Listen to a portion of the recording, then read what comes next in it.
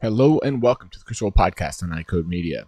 Typically, we will take some time off for national holidays, and today is a national holiday. I was thinking yesterday that I would highlight, as Father's Day, I would highlight one of my favorite episodes. And so that's what we're going to do today, is highlight one of my favorite episodes of the last couple of years. It was a conversation I had with Joe Schaffner from 2021.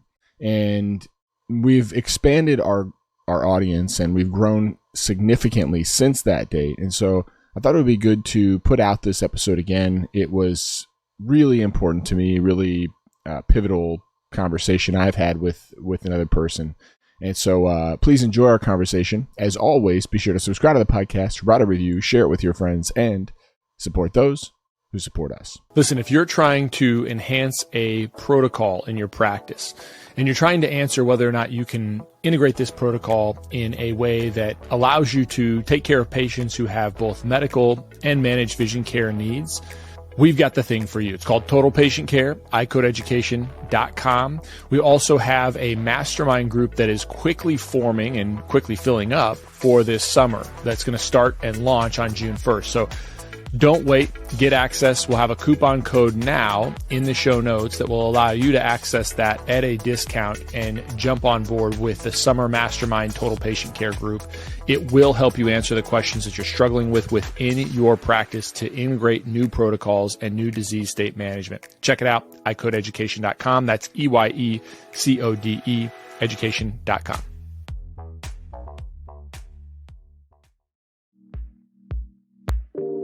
One of the challenging things with patients is that when they invest in a really high quality pair of glasses and customized lenses, occasionally it can be difficult to keep those lenses clean, scratch-free, and smudge-free. Now, we have the ability with Crizal Sapphire HR lenses to offer our patients a best-in-class anti-reflective coating that is also resistant to scratches, smudges, and deposits. This means that patients spend more time enjoying clear and comfortable vision and less time caring for their lenses. So remember that you can provide patients with the best in quality, best in class, transparency, clarity, durability, and UV protection in a single Crizal coating. If you want to learn more about Crizal Sapphire HR, contact your Essilor account executive or visit essilorpro.com/Crizal. How you can begin to offer it in your practice. Yeah. In me getting 1 pot of coffee and just... How'd your wife handle that? Totally cool. She's cool with it? Totally cool. Not one... I mean, she's in the fit ass, the fit women's club. Oh, yeah. Well, so she does that Tuesdays, Thursdays, and Saturdays. Did she start it? Was she one of the... She's not one of the very, very first, but she was in there like in the second or third workout. Where do they go? They go, like this morning they were at our Cornhusker, Stinson Park. They've gone to... So do they post the same places that we will? And they might be there the same time or no? Not the same time. So I ran into her one time leaving a Tuesday workout at Cornhusker, and she was coming there. Okay. So they go later? Or they go later. And so she's done usually home about 7:25. Okay. Right around there. And so she really loves it. She's workout kind of a freak. She way more before I was. Really? Did Plague bring you in? Is that what he was telling me yesterday? Yeah. Been almost 3 years? Yeah. Or over 3 years? Nope. F3 almost 3 years. So right. We just finished 3. Yeah. So I was in December of the first year. So I made it within like the calendar year of the first year. And I knew Plague's wife.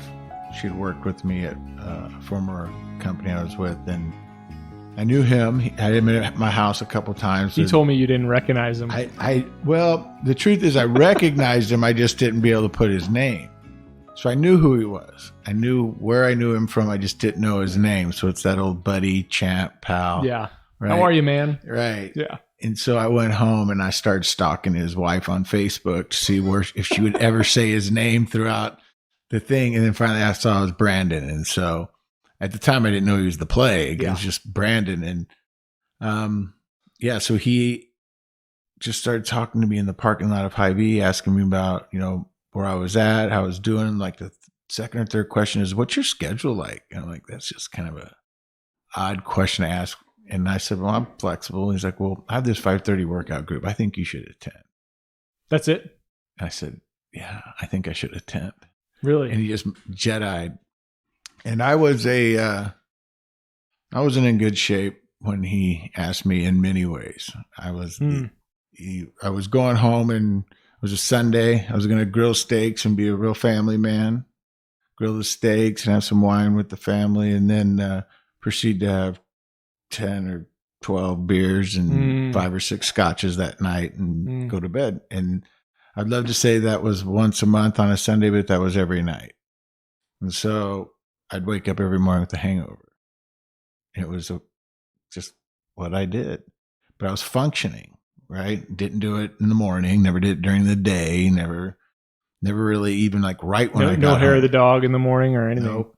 And not even like right when I got home. It was like around dinner and then afterwards, and I would just go up to my loft and drink myself asleep. How did that happen? How did it start? I don't know. I think it just started when I started staying up later and just watching sports and maybe even gambling on games and watching. And I just got to where midnight was just time to go to bed, right? And my mornings were just get up enough to get to work, right? And work was good, no problems. You know, I thought I had a good marriage. I thought I was a good husband. I thought I was a good father. But I was that proverbial sad clown. And that day I quit. And I just said, I'm done. When Plague asked you? And so does he know? He knows that. Yeah. And so I didn't quit like cold turkey and just done with it like those guys did. But I certainly realized I cannot get up at 4:30 in the morning and work out with a hangover. I mean, that's right. That's not going to happen. And so when I quit, it was almost coincided with that I went every day. And so there were no breaks. Yep. I didn't have a break. Even so, and it became after 1 week of it, when Saturday came along and we didn't have a workout on Sunday, I didn't really want to drink. That's interesting. So it was, a lot of people, I always think I probably have a little bit of an addictive personality. So like even if I've had surgery once, but I just wouldn't want narcotics because I'd be worried. I'd be worried about being addicted.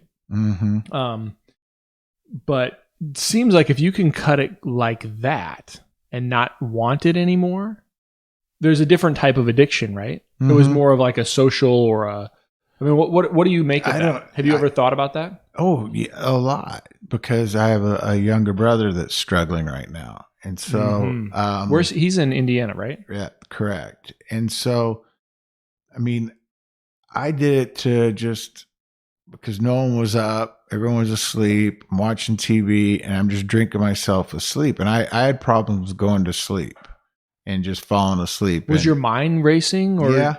I had some anxiety of things that maybe I shouldn't be anxious about anyways to begin with. And I just remember first waking up without a hangover that Monday morning, the Murph, which I had no idea. That was after your first week? That was my first day. Was Sunday night was my first night going to sleep without drinking. Okay. And I took I remember Tylenol PM. So I said, I got to figure out how to get to sleep because I don't go to sleep without alcohol. Yeah. And so I took the Tylenol PM, got up, did that workout. And when I got home, I felt like a kid on his way down from Christmas to the stairs I was just, the endorphins were absolutely flying through my body. I felt so much energy while being at the same time exhausted and humiliated. And not knowing what it's going to feel like tomorrow morning. Totally. Yeah. Totally. And humiliated that I was like, couldn't do a push-up, not even attempting pull-ups. The run was a walk at times for me, and getting, all of that and then going, I'm going to do it again. Because of the rush? Yes. And you hadn't even really, you were only barely scratching the surface with any guys at that point. It was just the work. It was just the hard grind of. We went to coffee afterwards, and I think the first workout, there's probably a dozen guys there. And Was it in the district? Sorry, was the MRF in the district, or was it? It was Red Wing. Oh, it was Red Wing. It was Aldrich. Okay. Aldrich was the first MRF, and so we went for coffee. And when you're first there, you're just kind of overwhelmed. And I just assume these guys have been doing it forever. Like the way they did cadence and the way they just moved about and the flow of the MRF and how it just, if you've known the MRF, it's the 10, 20, and then the squats 30, and then it's just the run, and then the next run. And I just felt like, gosh, these guys have been doing this a long time. And find out a couple of those guys only been there a few months, few weeks even. But my addictive personality, I guess it just flipped a different switch, right? And I became addicted to that just as quickly as I got rid of alcohol. Yeah. I got that. And so I just started going every day. And so I was going to bed sore and sometimes waking up not sore. Sometimes I wouldn't go to bed sore, but waking up like Frankenstein with the Frankenstein legs. And I just realized I wanted to battle through it. And I think the first 10 days leading right up to Christmas, I lost some weight, and it showed, and people said stuff. And so that fueled the addictive personality that I want to get better. I want to be back in shape. I don't want to be that last guy. Right. And I don't want to be the old man that can't do this. And so, and just getting up and being up in the morning and doing it with these guys. And it was right when, Paradise had just opened. It was the first Paradise workout. So we were doing kind of a talk afterwards. And then the Q Source came along. And I don't know, it was right when I needed it. I just turned 50, like a month earlier. 50 is obviously a milestone where people say, I'm going to do this, right? Right before New Year's, Yep. People say, I'm going to do this. And I said, no, I'm doing it right now. I'm just going to do this right now. And so, yeah, I still have a social drink every now and then, but You can manage that. totally. Yeah. And I manage the others. I was purposeful, right? So it wasn't like I couldn't, like I needed it. I just did it, right? It wasn't like I woke up in the morning and wanted it. And it wasn't like even the evenings, I'm like, oh, I'm shaking if I don't get it, right? And so when I quit, I had no withdrawals, anything. I don't know why. I mean, I thank God for that. But I mean, I was drinking amounts of alcohol that would make alcoholics go, you have a serious problem. Have you had any of your liver function tests or any of that kind of stuff? All Everything's of it. good? Yep, everything's good. And you are so blessed. I am. How long did you do that for? How many years? 8 or 9 years. And it just sort of started, it evolved, right? Just evolved. Right. Yeah. And then, my wife every now and then would call me out on it, rightfully so. And I would be like, what, you don't have a good life? What are you missing? Yeah. Right. We have a beautiful home here. We have beautiful kids. I coach every sport. You have the ability to be a stay-at-home mom and take care of our family and our home. We have a lake house. I work, so I was that sad clown, right? That makeup was that all those things didn't really matter if I wasn't present. Right. And you weren't. I wasn't. You never. So you were there. Was your mind on work, or was your mind on just other things? You just weren't. On other things, no. I coached my son's sports, and I was completely involved with that. And I would be up, and if he asked me to get up at 4 a.m. and play catch with him, I would. So those things. But what really struggled was just that there were I tell folks about the 2 hour flip. And there's different ways I've explained it, but the 2 hour flip is I took 2 hours from my day and I flipped them. I took from 10 to midnight. I said, I'm going to sleep those hours. And from 5 to 7, I'm going to be awake. And the time that I spend from 5 to 7, those 2 hours has changed my life. Sleeping from 10 to midnight and being up with F3 from 5 to 7 has changed. I just took 2 hours. And think about it. There are very few people on this planet that from 10 to midnight is a productive time for them. Right. Not doing really anything from 10 to midnight. And every now and then you might have something you have to do, but rarely is that every day from 5 to 7 is productive for me. Yeah. Every day. Yeah. And so I was able to do that. And I realized that was what I needed. Right. And then I just became a junkie for it. I loved it. Yeah. Yeah. I'm with you, man. I've always known, maybe not always, but I think I'll credit my dad with it. And, my son hates when I do this, but, on a Saturday morning, I remember waking up, every day in the summer, and sun's up, my curtains are open. My dad's got the mini blind sound. Yep. And, sun's, he wouldn't care. He wouldn't care if I was asleep, but he would make sure I wasn't, and he didn't have like any specific projects all the time. We would have like yard work or stuff like that, but like burning daylight, and I couldn't sleep anymore. And so he kind of built that into me.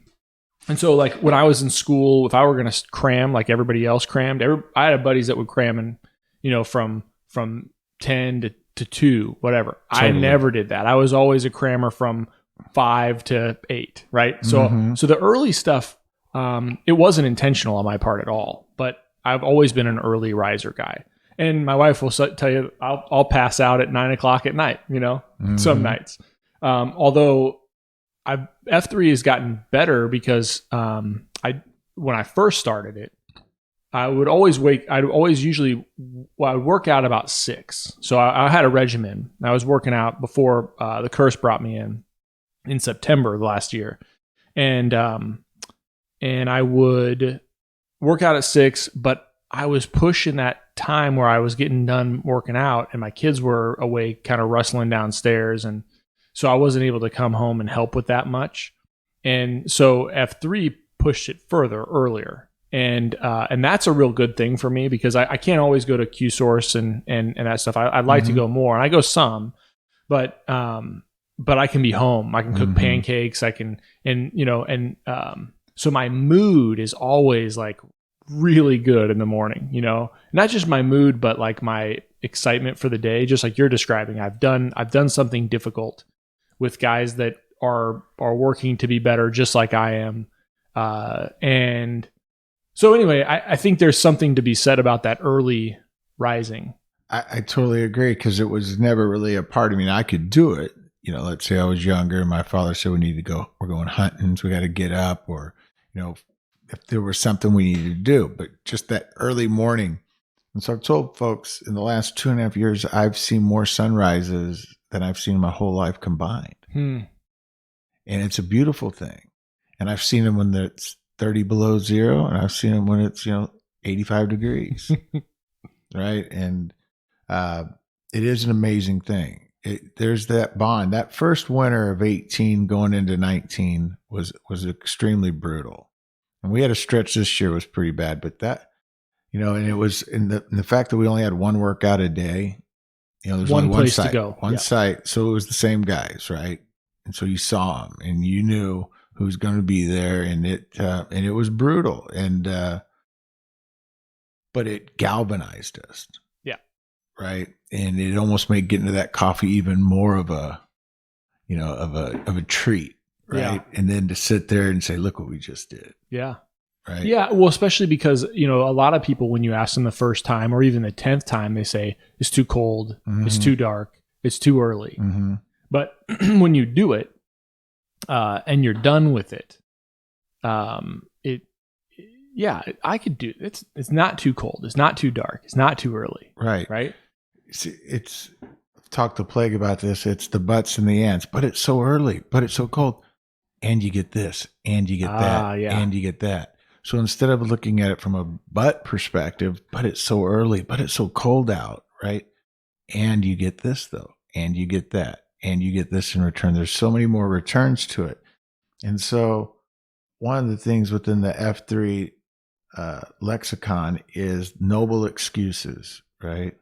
So it's a noble excuse. I'm going to go home and be with my family, right? Or I got to work, or I need to do some yard stuff, whatever it is. Those are noble excuses. Sure. But no one that I'm aware of has ever done F3 and those didn't enhance. And they didn't do the other things too. Right. And those didn't even get better. Yep. not only did you do those things, you got better, right? You don't come to F3 and say, gosh, I'm just not as good a father as I used to be now that I've been at F3, right? I'm not really a good husband anymore, right? Now that I'm with F3, I'm really not doing good, well at work now because I'm at F3. It's the opposite. More guys are better fathers. They'll tell you. More guys are better husbands and put their wife first, their M first, right? And then more guys are getting that, the willingness to be a leader, right? The opportunities. That's why F3 is so unbelievably unique. And so the confidence that it can bring out in people is amazing. And one of the things I decided to do if and when I get asked to Q this year is that I'm only going to talk about the 5 core principles and our mission statement and stuff that's specifically involved in F3, and not necessarily myself or, quoting any poets or anything like that. That's all good. And I really enjoy those COTs and enjoy all the COTs, but I just want to talk about how unique our 5 core principles are. It's free. Yeah. So I want to pause you because I want to hear all the 5 principles, but when I ask people to come, because I was like this. I was like, what's the catch? When the curse asked me to come, I'm thinking, are you going to try to evangelize me into some non-denominational Christian religion? I'm perfectly happy being Catholic, but if you want to try, fine. I'll, or are you gonna try to sell me something? Or and it's so hard to wrap your mind around that, right? So it's always free. It's always open to all men. Yep. It's always held outside. And let's just stop with those 3, right? It's free. Nothing's free really, right? But it is. Yeah. And not only is it free, you get paid back in so many ways. And it is open to all men. Period. Everybody. Yeah. No questions asked. It's always held outside. Just ask these guys, right? Yeah. I got to admit, every now and then we're in a parking garage, but that wind still whistles through that parking garage, right? And then you get to the next one where it's led in a rotating fashion. So imagine going to your gym and say, I'm going to lead aerobics today. Just walking up to the front, give me that little headset you have on there, your Madonna headset. Give me DS. And I'm gonna lead. They're like, you're insane. Yeah. First of all, you're not a member. You haven't paid your dues, right? Yeah. Oh, it's not free. And then the one that is truly special is we in a circle of trust. And that's where it's amazing to see what guys are willing to reach out and help with and or ask for help with, right? And that leading in a rotating fashion, that first day you can't imagine yourself leading, right? Like sometimes you think that guy who's leading it's the leader every time and he's been doing it for 5 years. And no, maybe that was his first time or second time. And it's taken that guy that just showed up that first time and watching him lead an exercise. And no matter what he says, we're going to do it. Yep. If he says we're going to do 30 minutes of burpees, we're doing 30 minutes of burpees. We're going to run a Don't long way. Don't give anybody those ideas. Right. Well, Plague's already got that.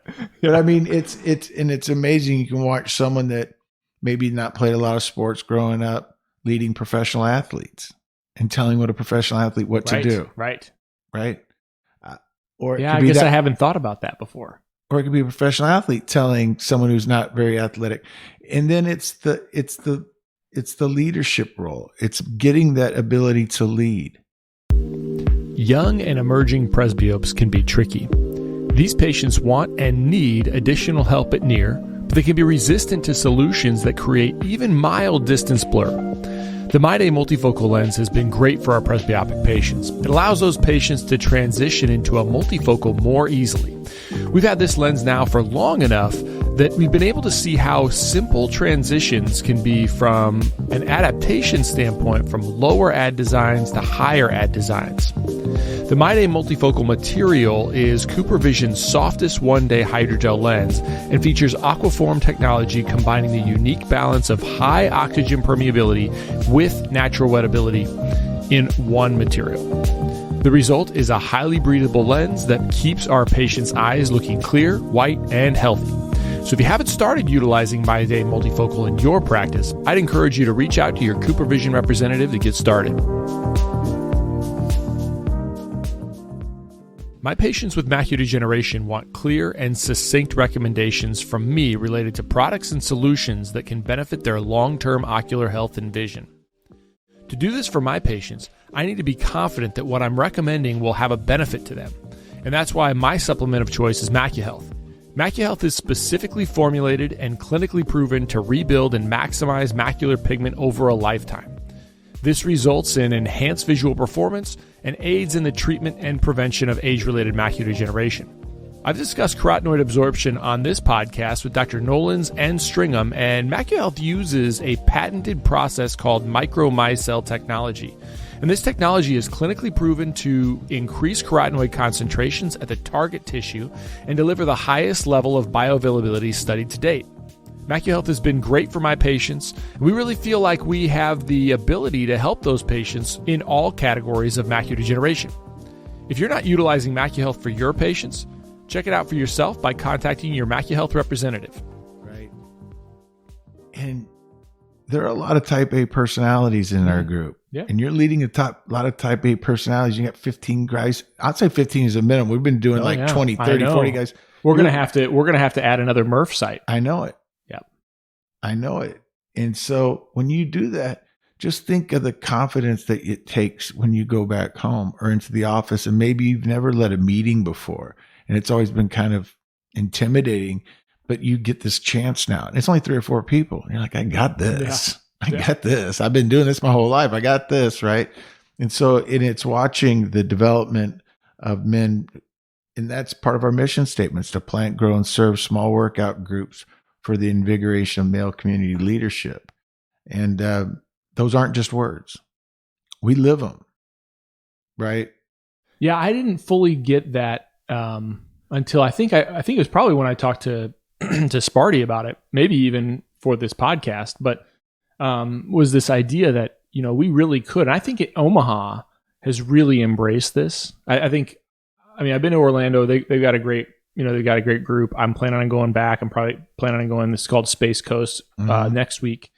But they've got, way more population than we have here, and they might have one site a day. And so for whatever reason, whatever's special about what's going on here, the idea that we could have a group in every neighborhood, right? Like, you would never see me again because I've got 20 guys from my neighborhood working out at the park down there every single day, right? That's kind of the goal, right? It is the goal. And it's the starfish mentality that you can, cut off an arm of a starfish and that arm itself will grow. And and we've done an amazing job. And I think it really goes back, and it starts with wait time and what he brought here.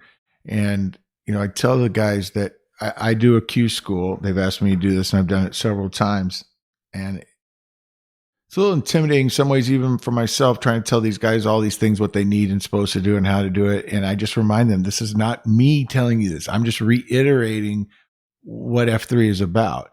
And I take a lot of pride in that, because we all played the telephone game as a kid, right? Where you get the first person read something, and then the next person has to tell what that person said. Not that if we didn't do these things, that fifth sight could look nothing like what F3 is supposed to look like. Right. And then that site would have a problem growing because it didn't have all of the things that are needed. That's really interesting. So when there's a small group and there's 7 of you and you've all done this a while, you still say the 5 core principles. Right. You still say the mission statement. You still say the disclaimer. Yeah. Because that's what we do. Yeah. Right.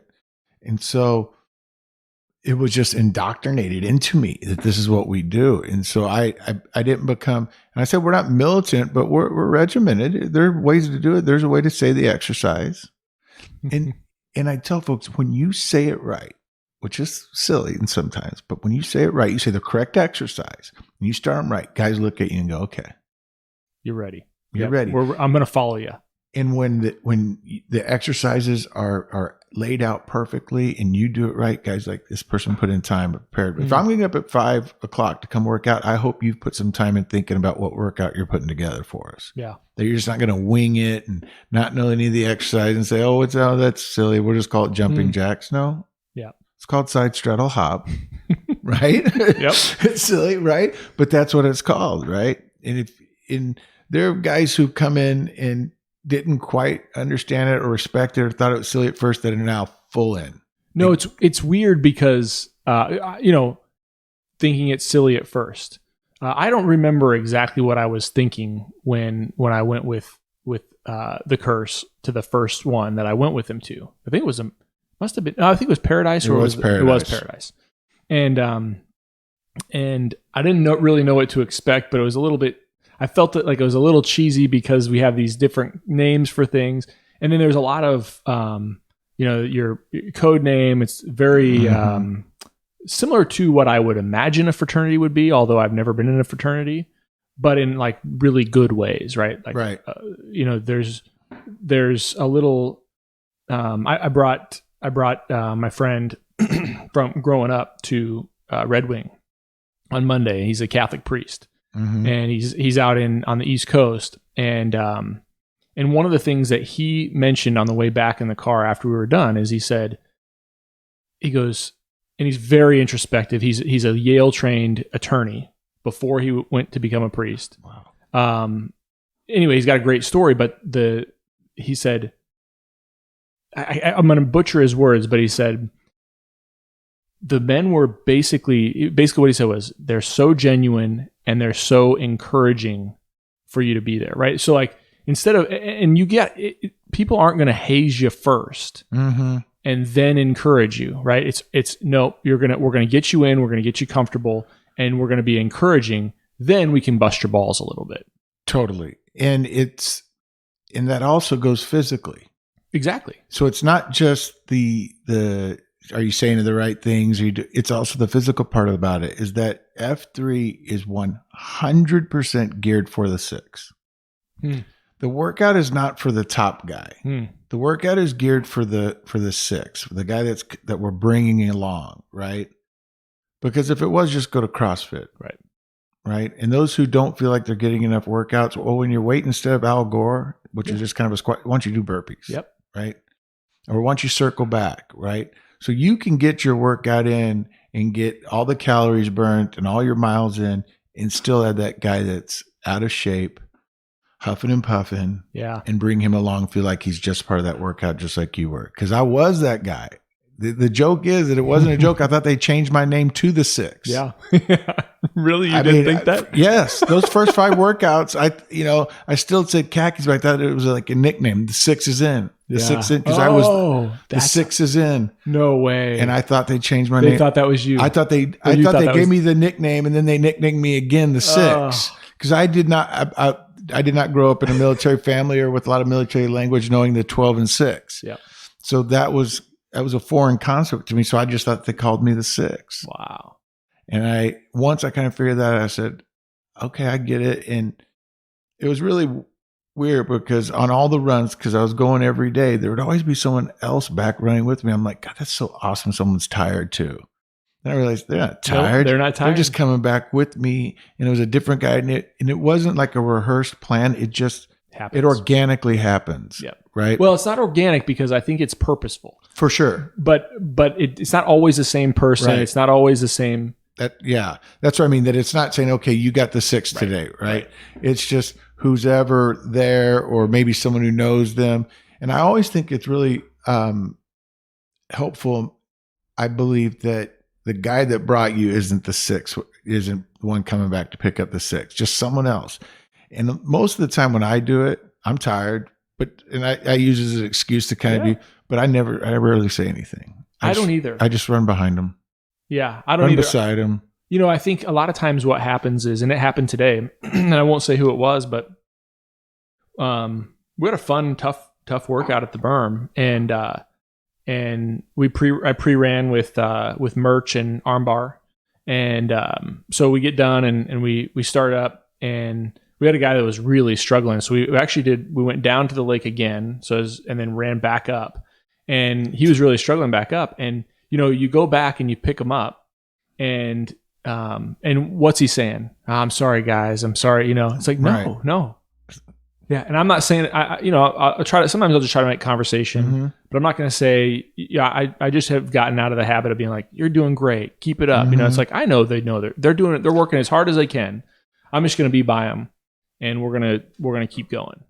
And that's so true. And I'll tell you another thing. So, this was Tuesday. I did the Apex with hard hat, which is that. Oh yeah, I wanted to do that. It's tough, but it's not tough for anything we've done. Sure. So, but it's tough. But so one of the guys that rolls up, I didn't know him very well, and so one of the guys mentions that, hey, we got one more coming. It's Kobayashi. I'm like, I don't know that. Yeah, I don't know that I've. And so he pulls up.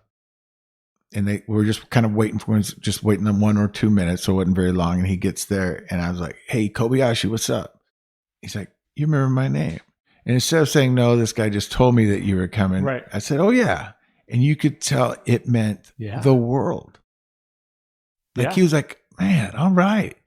So the inclusiveness of F3 is incredible, and the different walks of life that people come from, socioeconomic backgrounds. How do you translate? Sorry to interrupt your train of thought, but a lot of this comes down to how do you translate that into the plant, grow, and serve the community, right?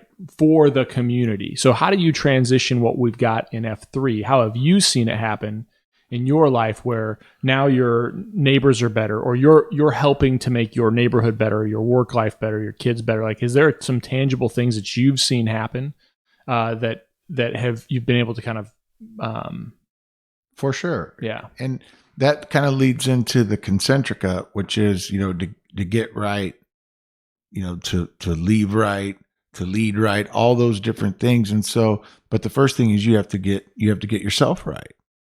It can take a while. And it can take a while, right? And the fitness part is real part of it. It isn't just, and they talk about the getting fit will allow you to do more things, right? We all want to be more fit, right? And so getting fit, and then it is then understanding around you who you are actually impacting, right? And just the amount of people that you can impact when you are right internally, right? Both physically and mentally. And I think that's what I've seen is I've seen guys then say, okay, I got right. Now I want to give back to our community. And so that's, when people ask me about the faith part, we have what we're, supposed to say, which is, believe in a higher power, which is I'm totally on board with that. But it's also just have faith in the guys around you, that these guys are on the same path, right? I used to say, just have faith that when a shovel flag is planted in the morning, I'll be there. Can't say that anymore because there's so many shovel flags. I can't be everywhere. You can't be everywhere. But when there was one, I said, plant that shovel. I guarantee you, I'm going to be standing right next to it at 5:30. And so just have faith in that. And if that's what you want to have faith in to start with. But I've seen guys grow spiritually. I've seen, the foundation that Sparty has got going, right? Yeah. The CSOP where we gave back to Boys Town, and the amount of presents and clothing, and just it was incredible to see what we're doing at some of the food banks, right? At the anniversary, the amount of canned goods that we raised. We are making a difference, right? But first thing we had to do, we had to get fit. We had to get a bunch of guys fit. We had to figure out what we were doing, and now we're moving on to bigger and better things. I mean, this foundation is a real thing. Yeah. Yeah. It's not a $5,000 scholarship. It's a $20,000 scholarship. Right. It's $5,000 a year for basically 4 kids, right? Yes. So it's going to carry through. They can keep going every year. Yep. And reapply. I mean, it's huge. It is huge. And so, we're going to make sure that is funded before we offer that scholarship. Right? And say, okay, we're going to get enough funds to get it. So what we're going to need to do in order to make sure that the funds are already in is continue to reach out to our community to let them know the good things that we're doing. It literally is amazing when you think about what F3 is, and you try to, and so when you get so like, but see, you can't, all the stuff that's come out of your mouth for the last 30 minutes, I couldn't I tend to want to do that when I got a buddy over and we're having drinks or having dinner and our kids are playing around. I'm like, come on with me. And then I start talking about it. I'm like, I know the more I'm talking to you about all these things, you probably think I'm drinking Kool-Aid and I'm putting something in your drink and we're going to be all laying down and going to sleep forever, you know? Right. But like, I mean, I'm joking, but in the sense of like trying to, you kind of scare people off, but it is this idea of like, I think the better way is, hey, why don't you come join me for a workout at 5:30 in the morning? You can do it. It's easy. You know, there's it's not easy, but you can do it. And there's guys that do it all the time. But sorry, I think the thing I detracted from was just this idea that there's so many things that are going on within F3. It's so all encompassing, but it's not just what happens in the workout group. It's not just even what happens in the foundation and the donations and some of the other things we do, but it's trickling down into people's everyday lives. Totally. And for sure it is. And they come back and they tell you, and they start talking about this stuff in the circle of trust, or you just see it, or you know, and granted, you can't hear everybody's story all the time, right? Because we're now so large, but you know, the guys that are just doing better, the amount of guys in our group that have told substances, they told substances guys, to go away. I look at guy like, I didn't know that story about you. I won't mention his name, but probably we'll have him on but there's multiple people where I'm like, oh, I would not have ever known that you were an addict. And not just like alcohol. I mean, that's not that that's the bad, but I mean, there's hardcore guys that had their stuff right now. Yep. And they were on some. Yeah. They were on the wrong path. Yeah. Right. And they're some of our best leaders right now. Yep. And, you know, I've shared a little bit about my brother, and is he dealing with the same stuff you were? Yeah. He just, how did it get into? I don't know. My dad passed away 7 years ago, and I think it's been kind of a tough go for him. And, you know, I don't know how happy he is. He's got a beautiful wife and 2 great kids, and they work at a Catholic school together, and he's a coach of a track. But I just don't know how happy he is, right? Otherwise, he wouldn't be doing it. And unfortunately, he's not just that night, and putting himself in real bad situations. And I've talked to my mom about it. I go, you know, there are so many guys that have had this, let's just put this way, had a substance that they were struggling with. And I can tell you there's 10 different ways they've stopped doing it, right? I mean, tater tot. Yeah. Cold turkey day started. Cold turkey. And he went gone and just never went back, right? It hasn't. Yeah. Since the day he started. Since Big One got him out, he has not had one sip of alcohol, right? And we were running at Cornhusker, and it was actually after the workout. So it was a post run. Oh, yeah. And I was just running because I just had a lot on my mind. And he asked if he could run with me. We were running with me, and he told me his story. And I'd only been in F3 for maybe a month, and I was trying to accelerate as fast as I could. So it was probably in January, February. It was cold. And I just went, what? It's the exact same thing I did. Right? Because at that time, probably I hadn't had, maybe I tried a beer after that, and it just wasn't. I'm like, wow. And that he was an athlete, and he was in sports, and so we developed a pretty good bond that day of just running a couple laps around Cornhusker. Right, not 10 miles, maybe about a mile, maybe afterwards, and then we went and got coffee. And I think that's the other thing that makes, you know, F3 Omaha very unique is the coffee afterwards, the glue of, you know, sitting down with somebody and just spending 20 minutes having a cup of coffee with them. And that's where that small workout group comes in as well. And so Omaha, and you said you've been to Orlando, and I've been to a couple places, New Orleans, F3. We're unique that we have coffee after every single workout. And there are very few places that have that, if at all. I think we're the only one. Most have it on Saturdays, and most maybe have it another day in the week. We have it every day. Every day there's a place to have coffee afterwards with the guys. And so I think that second F part of it has truly been the glue that they talk about, right? That the workout is the magnet. The second F is the coffee's the glue, right? So you never tell anybody, hey, come for coffee at 6:15, right?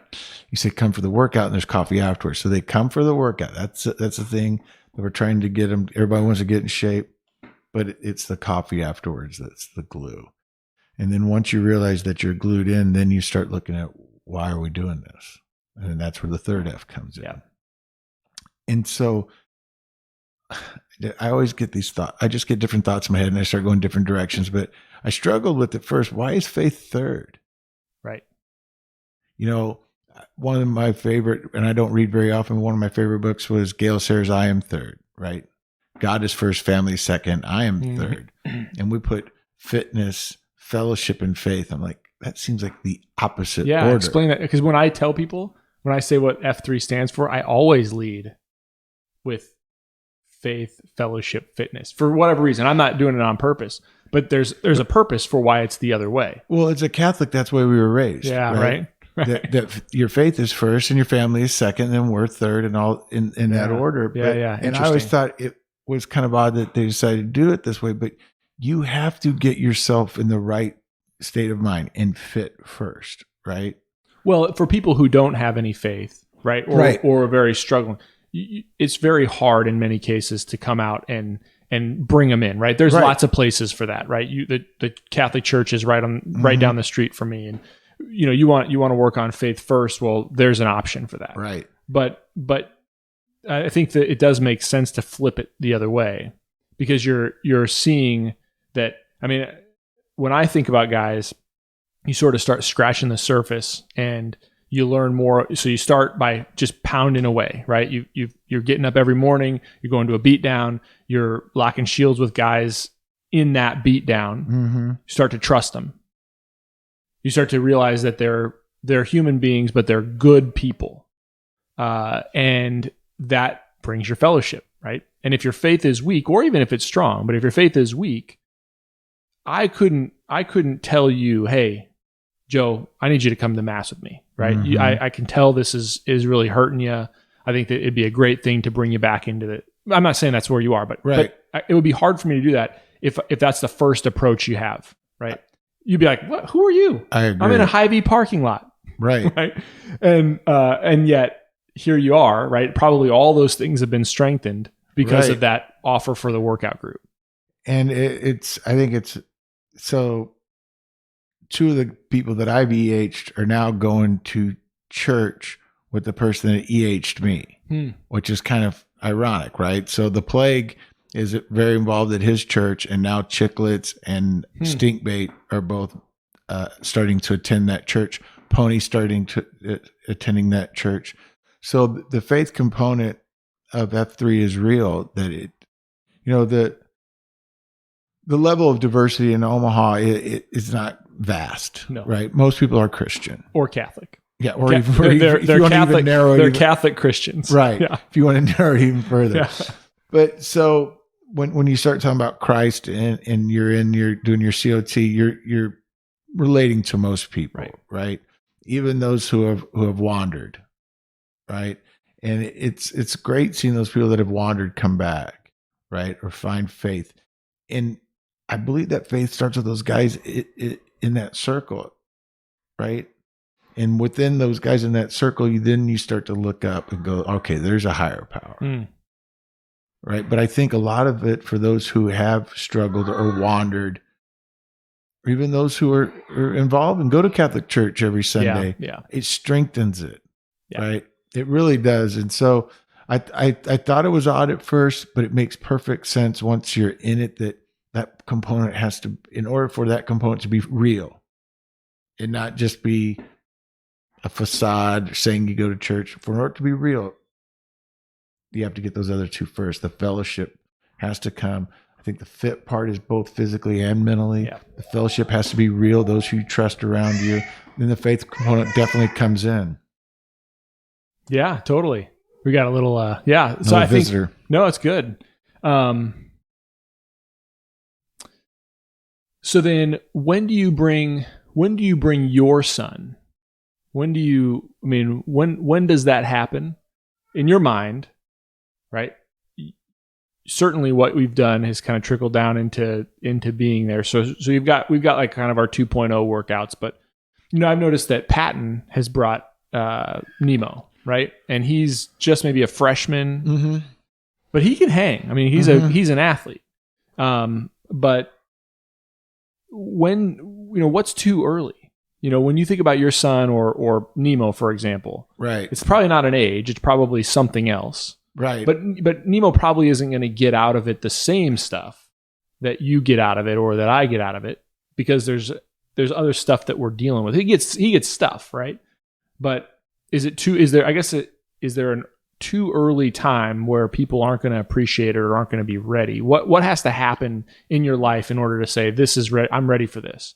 Well, that's funny you should ask that, and that these questions are not planned out, but something did happen. The pandemic happened, right? So school was out. So my 16-year-old son started coming out every day, just like his dad. He did. And I told him, I go, listen, I'm not going to force you to do this, but I'm going to get you up. If you say, Dad, at 9 o'clock at night, Dad, please get me up. Well, I'm going to get you up. I'm not going to fight you over it. And when we had those COVID workouts and when Khakis Cafe started, he didn't sit with us with coffee afterwards, but he came to every one of those workouts. And it's when we did the 2-person name-oramas. It's when we were doing our, individual name-oramas, and you'd do it, then you'd post yourself on there, that he and I would do it. And it would start with him. And I have this just string of videos that I will never get rid of on my phone. For about 40 straight days, he went with us. And so, that was what's his name? Quick Snap, because he plays center on the football team. That's right. And so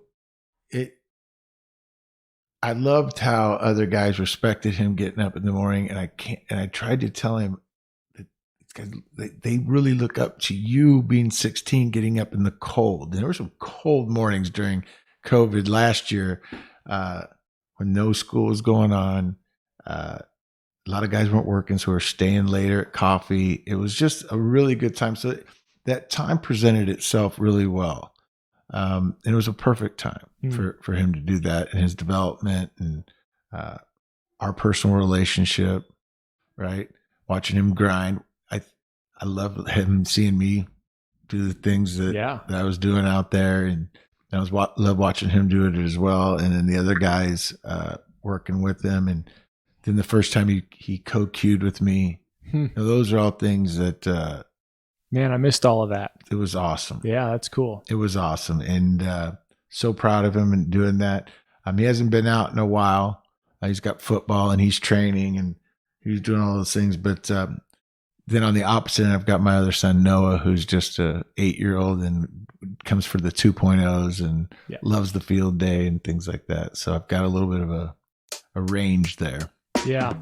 Well, I'll be respectful of your time. I think this was a ton of fun. Sparty and I closed it out last time with a little name-orama. So all right. I'll start. Okay. Chris Wolf, 39, Cataracts. I'm Joe Schaffner, 52, Khakis. Khakis, respect. Thanks for doing it, Joe. I appreciate it. This was great. Thanks for having me. Thanks a lot.